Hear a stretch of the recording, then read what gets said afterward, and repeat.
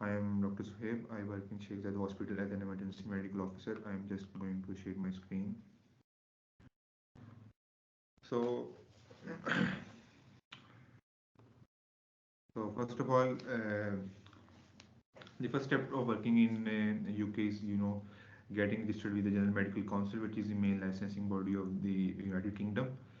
Now there are multiple ways in which you can get on the register of the GMC General Medical Council. One of those, as you already know, is PLAB, that will be probably replaced by UKMLA in the coming future. And other alternative pathway is any acceptable.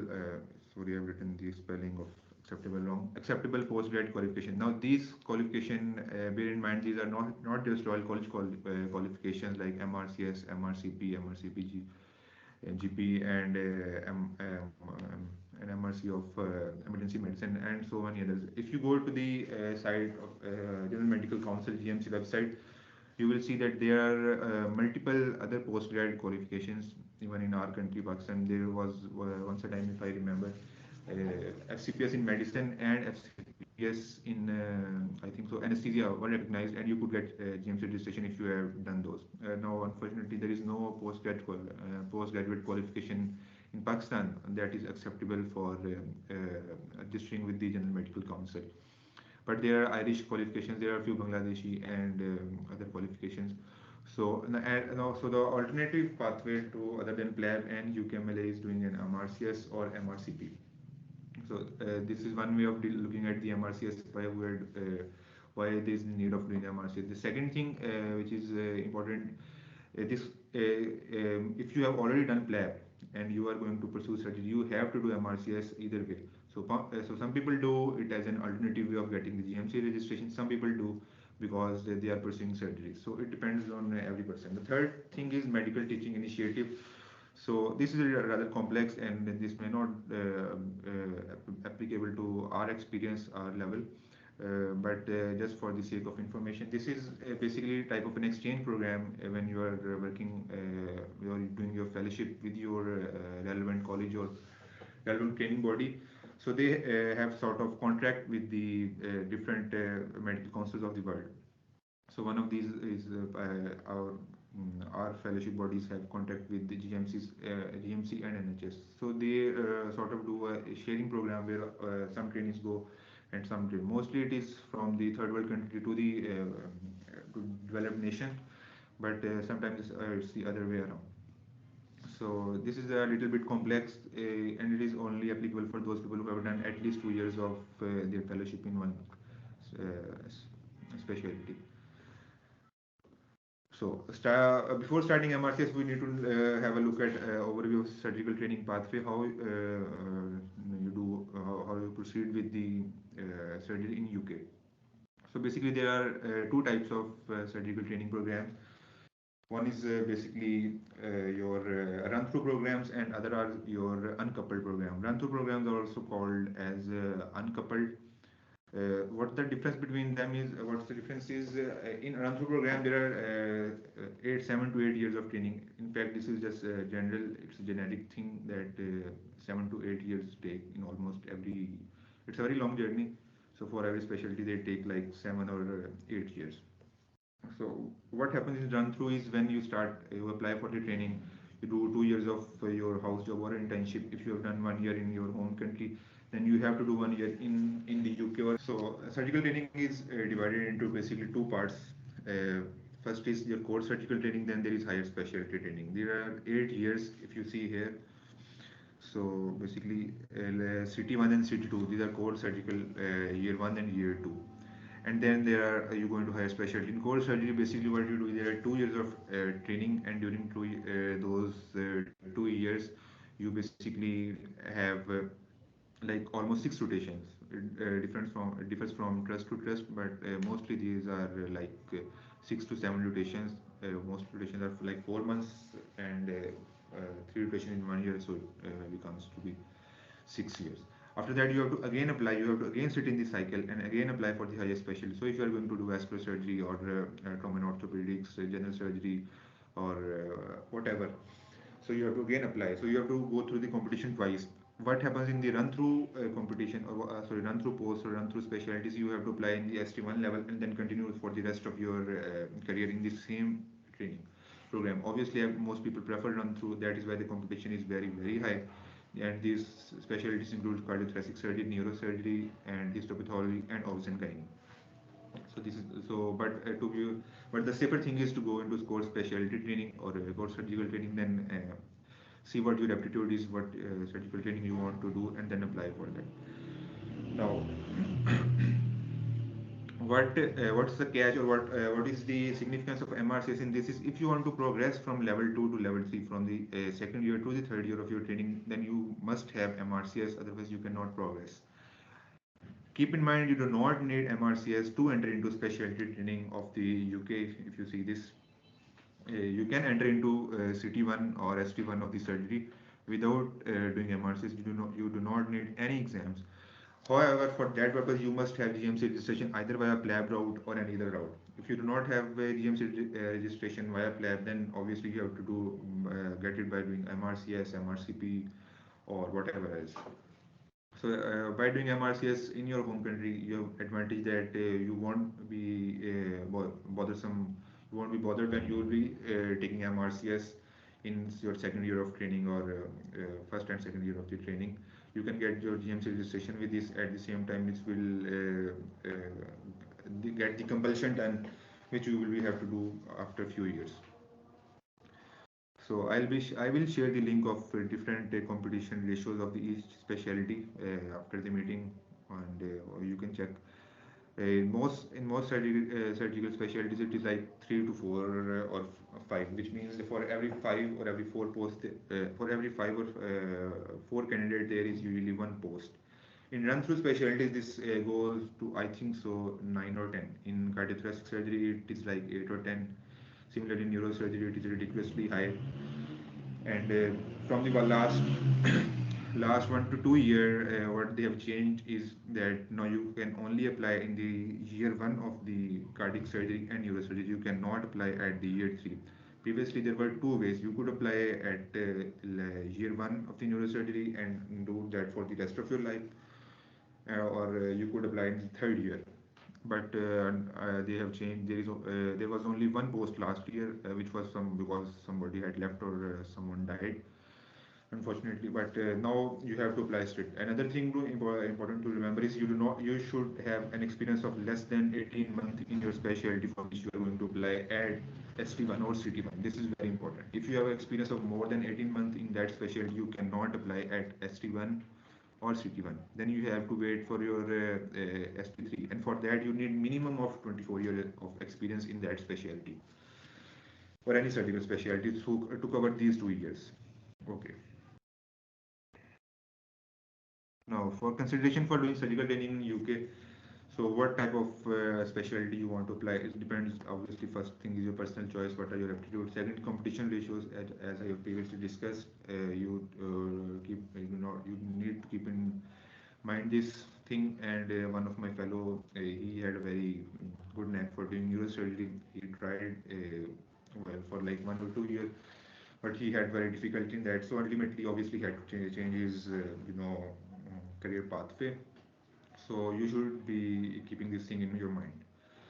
Second thing is your experience. How this experience thing is relevant, because first of all, you should be having an experience of less than 18 months in any surgery. Your post internship, post house job experience should be less than 18 months in all surgical specialties combined. So if you are going to do IMM and going after that, then you will be overqualified for that specialty. Then you will have to apply for the ST3. Second thing is work-life balance. It is ridiculously tough surgical training there. It is not about doing long. It is about doing long hours and doing a lot of non-clinical work. It's not just about going to the theater and doing stuff like that. So work-life balance is important. You are going to document a lot of things, and all of that is paperwork. That is not even on the online or different modules. Level of training. So another thing to keep in mind is your previous level of training should determine when you are going to pursue surgery in UK. So if you have done your fellowship, like you have done your FCPS or MS or MD, whatever, So obviously you would be applying to ST3 level, and some people don't, do not even apply ST3. They just go there, do non-training jobs, and after doing like 7 or 8 years of non-training job, they appear for the FRCS exam by getting their documents approved. So some people can do that by that way. But again, you need MRCS for that, because previously you could do FRCS directly, but now you need MRCS beforehand. When to appear? Now this is a very important question.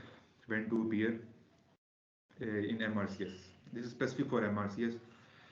So this is the pass ratio for part A and part B. In part A, although it is generally assumed in our country that you should be having surgical experience before pursuing MRCS, but this is from the British Medical Journal, and they said that if you are doing MRCS part A in your first year, so the pass rate is almost 80%. And bear in mind, this is for UK candidates. The pass rate for most international candidates in Pakistan, India, Bangladesh, it's much higher.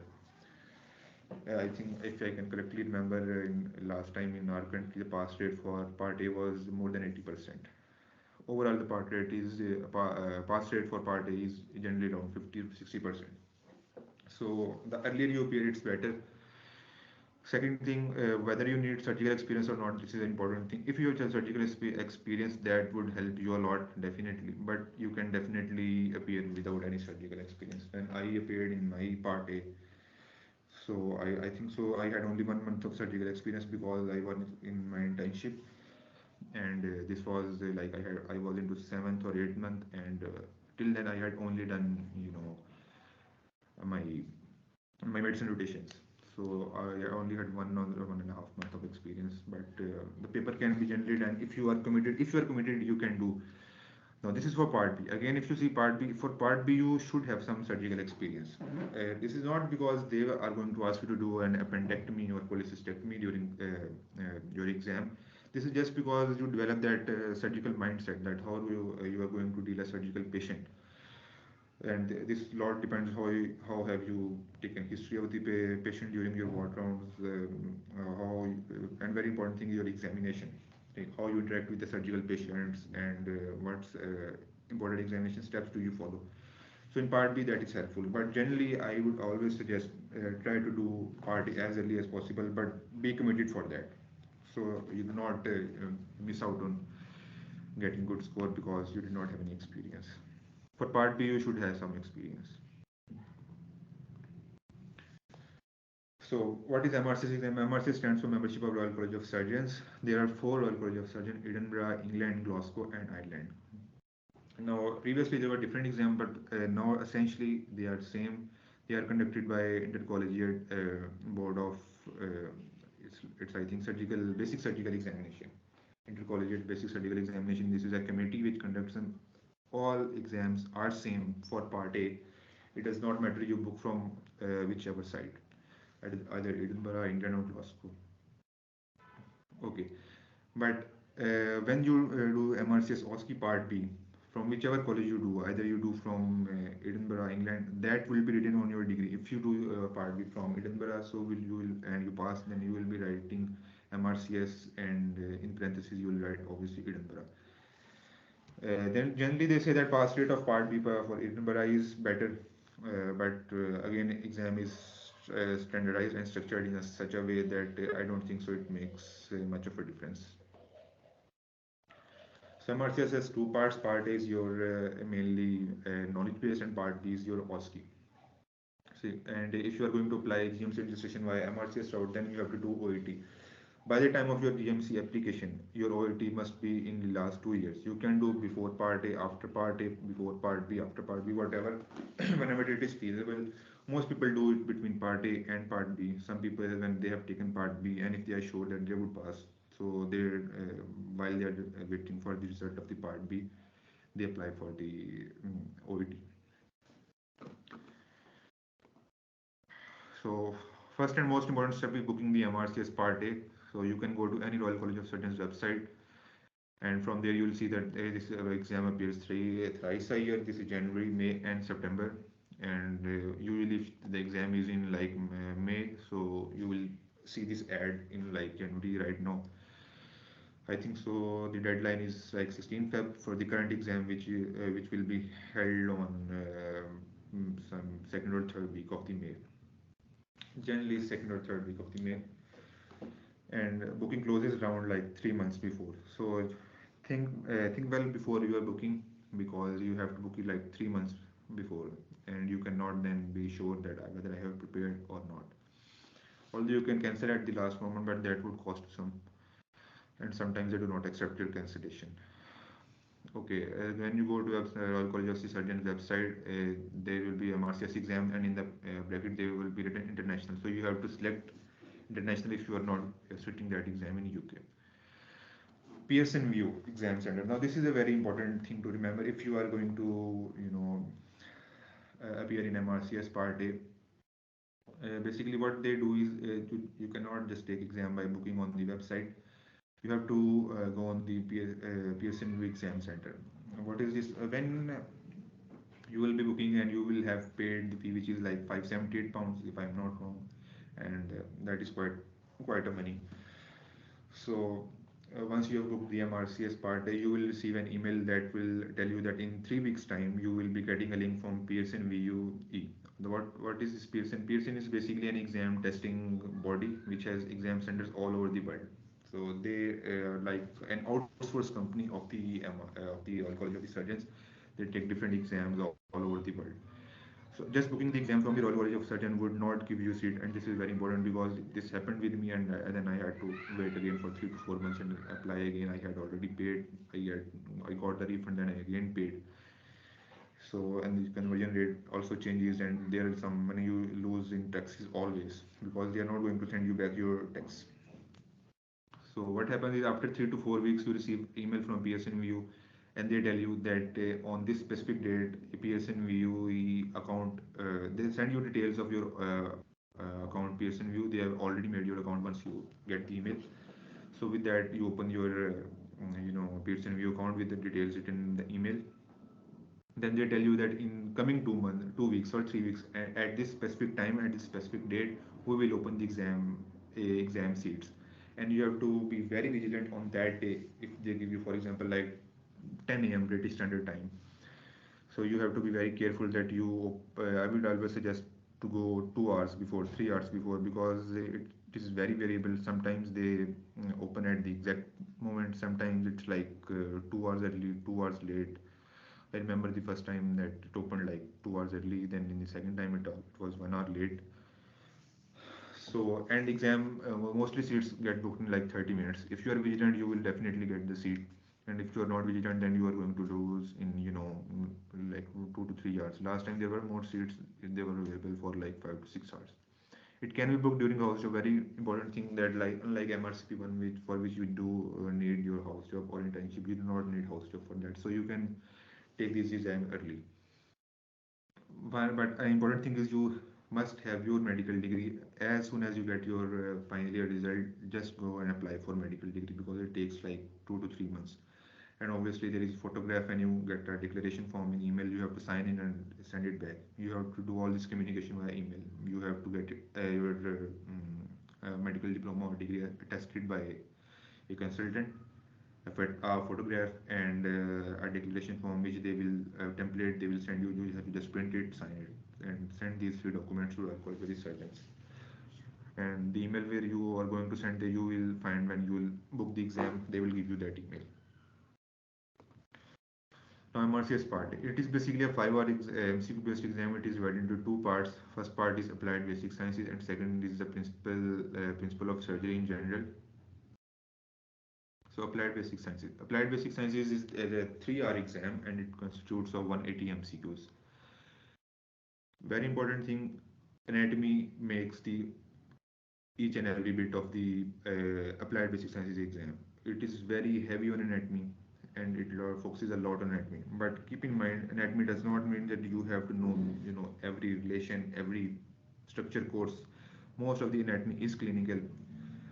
It heavily relies on anatomy, but that does not mean they will be going to ask you some extraordinary details for which you need like knowledge of an anatomist. There are 75 MCQs, and these are divided into further 63 for regions, which include obviously head and neck, abdomen, upper limb, lower limb, pelvis, etc. 8 MCQs are for histology and embryology, and 4 for surface anatomy. The second thing about basic sciences is surgical physiology, applied surgical physiology. This constitutes of 45 MCQs, and 15 MCQs come from general physiology, and the rest of the 30 MCQs they are divided into 6 systems. For example, 6 from cardiovascular system, 6 from sorry 5 MCQs from 6 systems, 5 from cardiovascular physiology, 5 from respiratory physiology, and so on and so forth. 37 MCQs come from the surgical pathology, and I will talk about how you are going to prepare for that. So you not need to go through your medical school textbook. Of 37, again 9 MCQs for general pathology, and rest of the 28 MCQs they come from the system. Farm, microbiology, imaging, and biostats they constitute like 8, 7, 5, and 3 MCQs respectively. Most microbiology and pharmacology is surgery related. For example, most post-surgical infections and per-op administration of drugs, local anesthetics, anesthesia, things like that. So second part of the paper is principle of surgery in general. So this, if you have very good surgical knowledge, you read good books in your final year of surgery, general surgery and systemic surgery, then this paper will be a lot easier for you. But if you haven't had good surgical experience, neither you have good, surgical knowledge, so this paper is tough. And in the last 2 or 3 attempts, I have seen that people are, having difficulty in passing the second aspect of the paper, which is principle of surgery in general. Initially, the basic sciences portion was considered to be tough, but slowly, because you cannot exaggerate the basic sciences as much as possible, it's the same anatomy, it's going to be same. You are just going to ask in a different way. So far, people have mastered anatomy and basic sciences portion, but the principle of surgery in general, because it is a very very vast subject, and it keeps on changing like every 3 to 6 months. So they are changing this exam every year. So this portion has become quite difficult. So common surgical conditions, these include congenital conditions and acquired surgical conditions. For example, this would include colorectal cancers, gastric cancers, or perforated ulcers, diseases of the esophagus, which are important from surgical point of view. Then things like pneumothorax, and these are typical your exam scenarios. Similarly, hernias and congenital conditions are also included in this.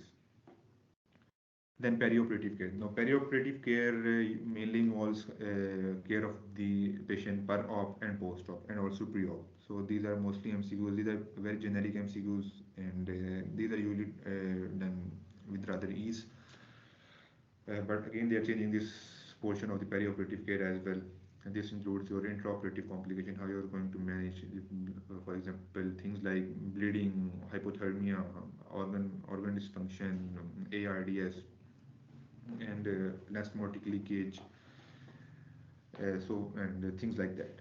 Also, this would also include if anything related to anesthesia, any complication, anesthetic drugs, although they are part of your basic sciences portion as well. And you will see a lot of overlap in your both papers. There will be some overlap. You will be seeing again things that are relevant to anatomy. Scenario would be something like this. Head and neck surgeon went for thyroid surgery, and he encountered a vessel, and it started to bleed very heavy. So how is he's going to stop the bleed? So there will be 4 or 5 options, and this could be an anatomy oriented. This could be perioperative care oriented.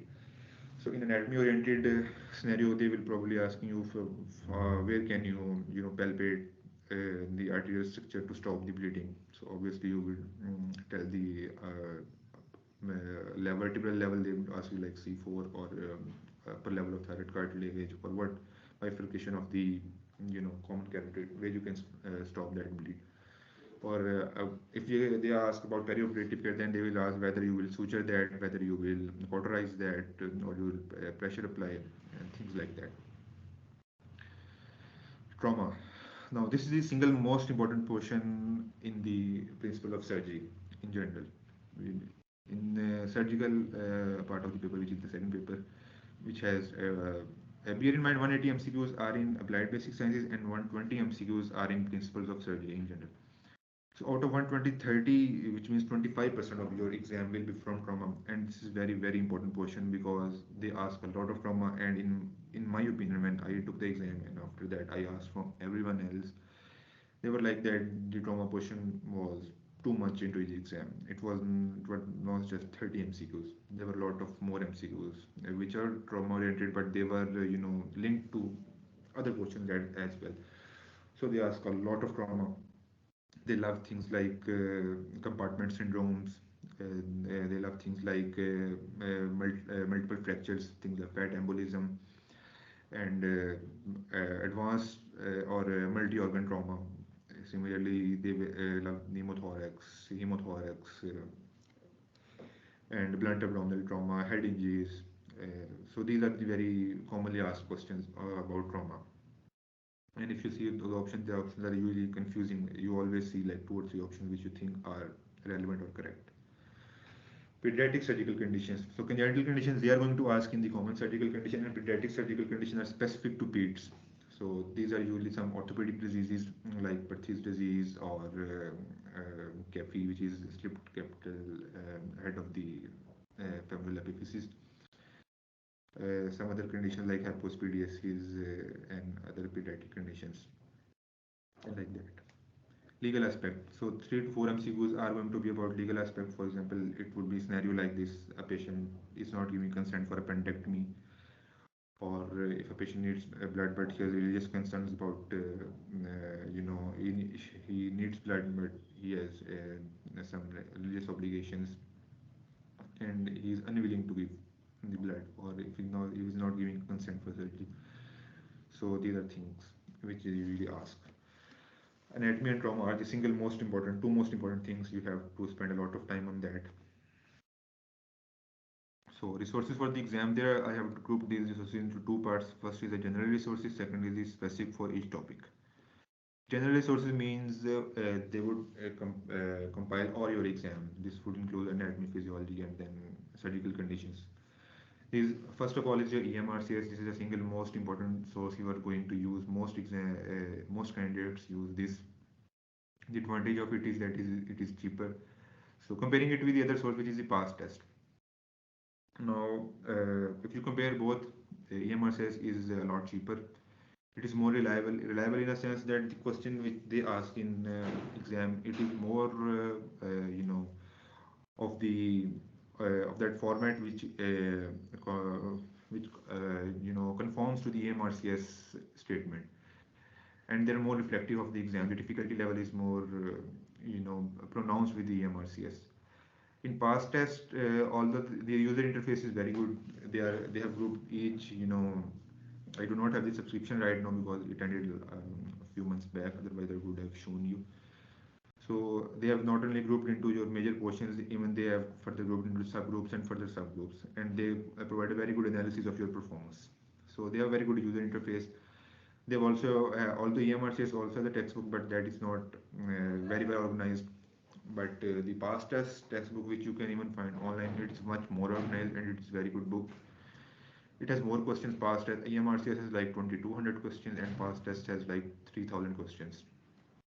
So, but the thing is that in past test, I think so. In my opinion, the questions in the past test were rather simpler, should I say, or easier, and they do not reflect the exam well because in the exam they do not ask you simple question. There will always be a like 3 to 4 line statement, especially for the paper of the surgery. Another subscription is on examination. This is also a very good resource. And then there are some offline questions, books, and notes which cover. These are like doctor exam book, which has which covers a lot of things. Past test is also available in the form of books, and other local authors have written some books, either in the MCQs form or in the notes form, which cover all the chunks of the exam.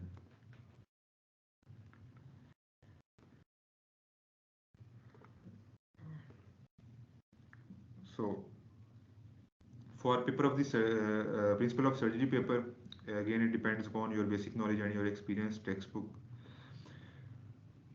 So whether you are using EMRCS or past test, if you have just background knowledge of your surgery and you did well in your surgery and you have recently done your final year, you will be remembering a lot of knowledge. So that would be helpful. And if you are a trainee surgeon, then you will also have some knowledge. But if you are not trainee surgeon or you have not done a lot, you have not done basic surgery in your final year or during your medical school and you are out of touch, then you will be needing extensive study on the principle of surgery paper. But generally, the text which is in the EMRCS and past test, it is usually enough. But then you have to, cram and read every line, every bit of it. Because one thing very important, and even in there was an exam like 2 days back. The January attempt was like 2 or 3 days back, and a lot of candidates were complaining that the MCQs were not from EMRCS. So bear in mind, MCQs won't be from EMRCS or past tests. Only 2 or 3 MCQs come from the question banks. Usually they are all new. I would not say new, but they are all different from these statements. The core concept is the same. So the text which is written below MCQs of the EMRCS and past tests, if you remember that well, and you have good background knowledge or you have training at your back, then you will be not having much difficulty. This knowledge would be enough. For trauma, I will definitely suggest go through ATLS manual. There is a manual available. You can find it online. The ATLS manual. It is like 55 or 60 pages. And I would not recommend, if you can, definitely if you can afford, so I would definitely recommend doing an ATLS course, but obviously it is very expensive even if you are doing it in UK. So the cost of ATLS exam is, it's funny that the cost of ATLS exam is more than the cost of the MRCS Part A. In your home country, if you can find and if you can afford, then definitely I'd recommend doing ATLS course and do read the ATLS manual at least twice. Teach Me Surgery is a very good resource on paper of surgery. So if you think that you need to go through your knowledge, just go to this website, Teach Me Surgery, and learn it by heart. Here you will see that all the knowledge of the surgery will be grouped into different sections. So there will be vascular part, orthopedics part, then hepatobiliary part, and neurosurgery, things like that. So just go through the topics of the Teach Me Surgery. It is a very great book. You can make notes from it. So important thing to remember is do not read any book cover to cover. There are many books available in the market. You do not need to go and open your Bailey and Love and go to cover to cover, because they are not going to ask you in such a way that you need extensive study.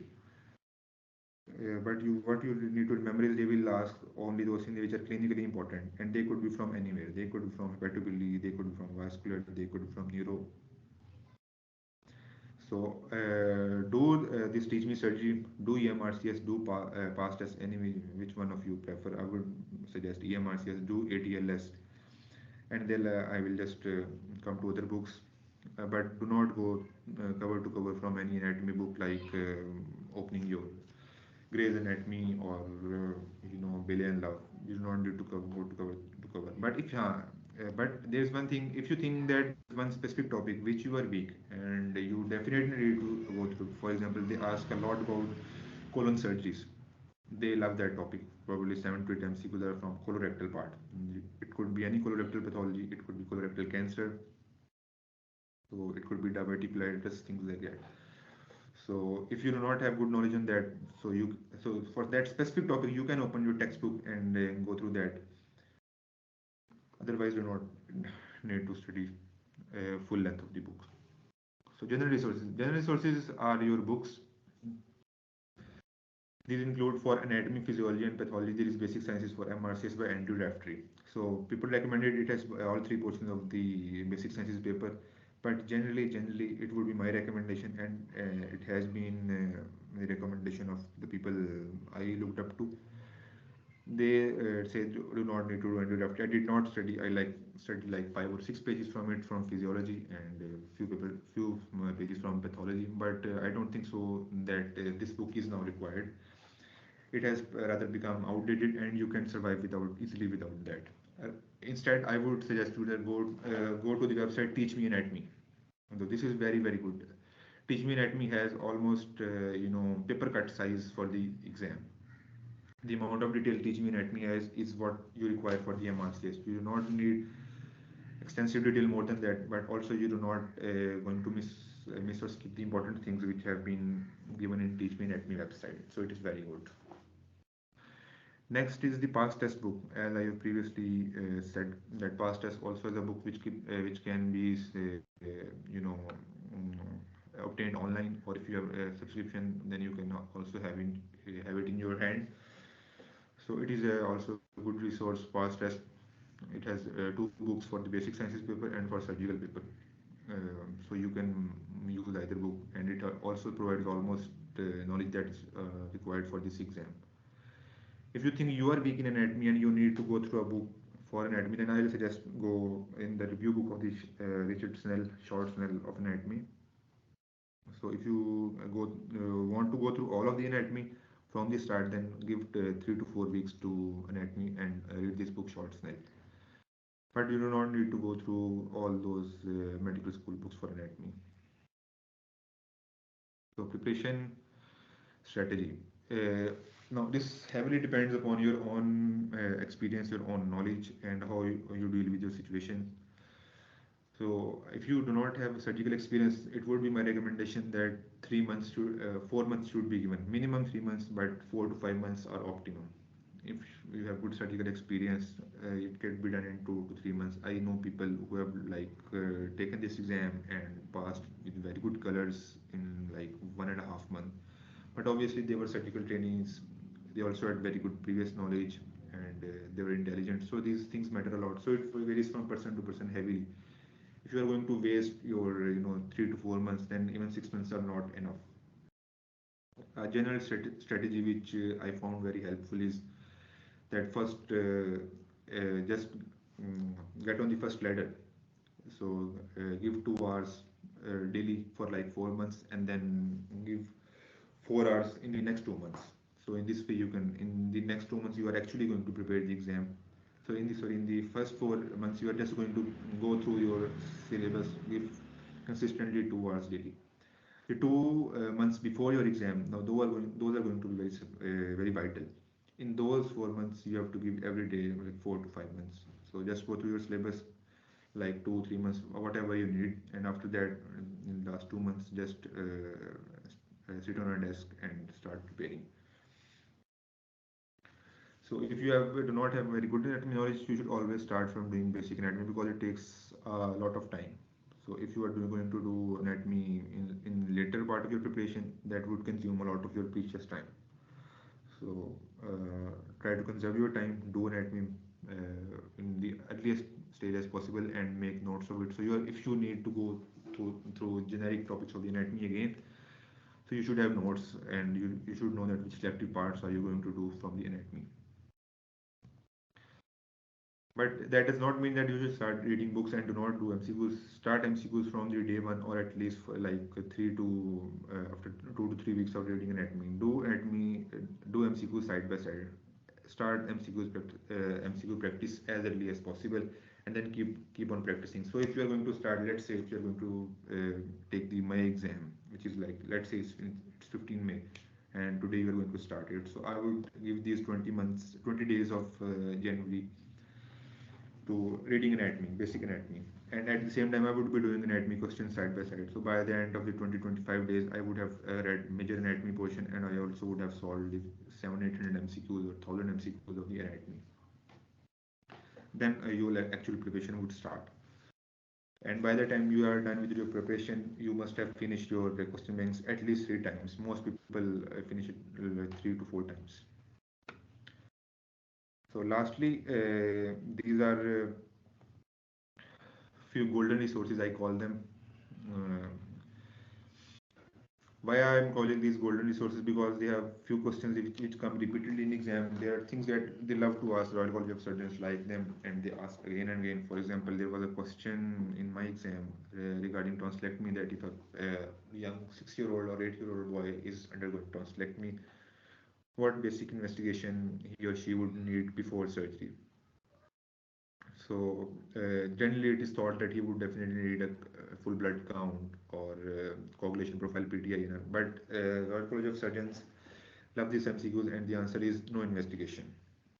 So there are few MCQs which are like tricky, and for that purpose there is something called FOSIA sheets. It has like 400 or 500 MCQs which get repeated not every year, but they often get repeated. So there are very easy MCQs, FOSIA sheets, but these are repeated MCQs. So 15 to 20 MCQs would be from there. I hope more. Then Umaima notes. I think I found these very helpful. Umaima notes. They were very helpful. Helpful. You could find them on any Facebook group. But these are basically like 1200 or 1300 points of the questions which have come up in the past papers, and they get repeated.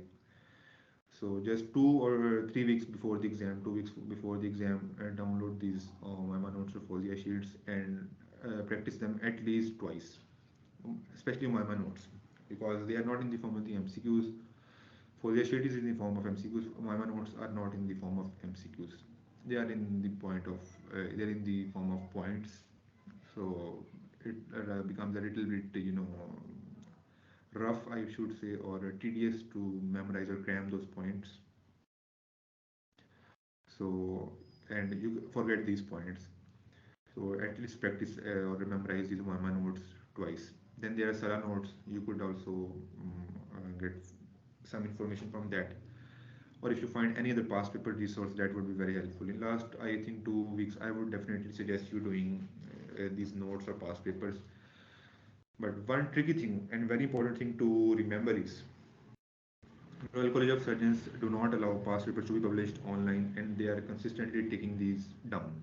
They, try to flag those either in the Facebook or in either group, try to take it down, and it has been seen in exams quite a few times that they take the same MCQs and just change a few words, add a not in it, add in the except in it, and words like that, and they give a same MCQ which they have previously asked in the past paper.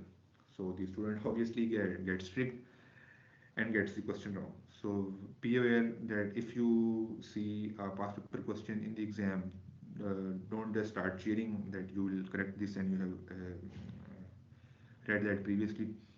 Just read this statement, read this term very carefully. They may be trying to trick you. Similarly, there are some very easy MCQs. If you find an MCQ very easy in the exam, just reread the statement, and then they may definitely ask some easy questions, but just reread the statement that if they are not tricking you. No, these are some repeated topics which they ask in the exam again and again. Upper limb innervation, like say dermatome C5, C6 level, and things like that. Thyroid tumors, it's a very favorite topic. Testicular mass is again a very favorite topic. Especially they do not just ask seminoma; they are also ask other type of tumors. They love asking lymphoma in a 60-year-old man. Now this slipped upper femoral epiphysis, again an obese or adolescent male, 6-year-old, probably has this breast cancer genetics. Now this is rather more of the cramming bit of the portion. They ask about the genes involved in the breast cancer pathology, then inguinal hernia and anatomy. Acid-base balance is important. They ask a lot. This is from the peri-operative portion as well as applied physiology portion. Pulmonary embolism. They always end for 2 to 3 MCQs regarding pulmonary embolism or fat embolism. Pharyngeal arteries embryology is again very important. So they ask pathology about that. They ask innervation of that specific muscles and things like thyroglossal cyst, thyroglossal duct, brachial cyst. So any swelling in the neck, they love to ask. They always ask 2 to 3, neck swellings, and obviously ECG and ABGs. Results. So you will get your result in like 4 weeks after the exam, and for part B you will get your result after 8 weeks. Up to 6 attempts are allowed in the part A and 4 attempts are allowed in part B, if I'm not wrong. The pass marks vary, but generally it is around 67 to 75%. If I correctly remember, in the exam which I took, it was I think so 70%. A year before that it was 74%, and during that time it was 72, 68. So it varies 70% plus or minus 4 to 5%. And you do not need to pass both of the papers separately. You need a combined score that should be more than the passing score. Again, you do not need to pass both these papers separately. You can get a combined score that should be more than the passing score. But for part B, you need to pass in both both aspects of the paper. If you need further information about part B, we could have a lecture. I'm just preparing for my exam, and once I'm just free, inshallah, then we can also have a session on that for those people who have done part A and planning to take part B. So for part B, there are two portions, which are one is the applied surgical knowledge, and another is the skills portion. So you need to pass both of those. So if you need a little bit of advice on part B, I have 2 or 3 slides. If you want, just let me know. Otherwise, I will be now taking your question.